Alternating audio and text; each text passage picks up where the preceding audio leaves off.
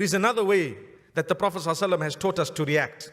You know, Abu Sufyan, before he was a Muslim, he was the leader of the Meccans, the Meccan army.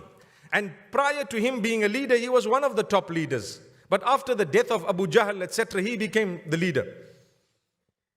He prepared an army to come back to attack Muhammad sallallahu alaihi wasallam, and the Meccans had sent a huge army to come and attack. And the mu'mineen were small in number, 313, small number. They were not even prepared with their own weapons. And what happened? The army had come forth and they were coming. Someone got to Muhammad sallallahu alaihi wasallam and told him that Abu Sufyan and them are coming. And this is the condition upon which they are coming, which means they're heavily armed. You know what? Allah mentions this in the Qur'an. الذين قال لهم الناس إن الناس قد جمعوا لكم فاخشوهم فزادهم إيمانا وقالوا Hasbunallahu Wa Ni'mal Wakeel. Allah says, do you remember the time when the people came to the Messenger sallallahu alaihi wasallam and told him that those people are coming? Those people are coming, you need to be scared of them, you need to fear them, you need to watch out for them. And what did the Prophet sallallahu alaihi wasallam do? What happened to the true believers? Allah says, it increased their conviction. It made them firm in their faith.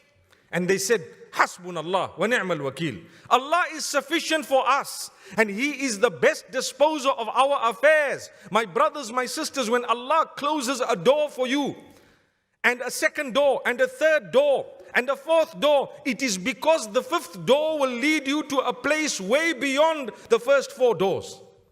You have to be convinced. You tried something, Allah closed the door, you came out again.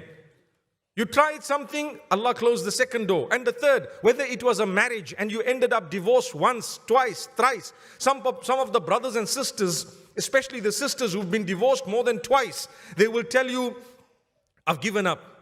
Now I'm not going to marry. Why? Perhaps the next man or the one after the next man will be such a lovely person that you'll forget about the other 5 characters that you were married to. Yes.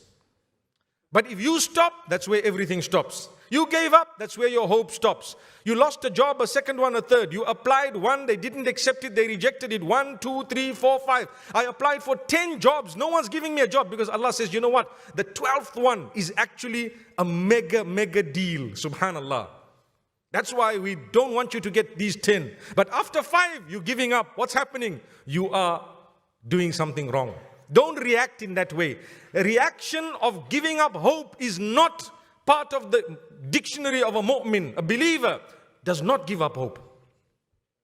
When something happens, you suffered a loss today, a loss tomorrow. 1 year, business is not going right. 2 years, something is going wrong. For as long as you did not give up hope and you keep thanking Allah and you keep trying, trust me, 5 years later, that multi-million-dollar deal that people were waiting, notice I said dollars, not rands, that people were waiting for, subhanallah, came to you. But what happened the 5 years? You struggled. Suddenly you shot up to the top. That was Allah. Why? You reacted with hope. In the face of that, which would have brought about hopelessness to those who don't believe. Allahu Akbar.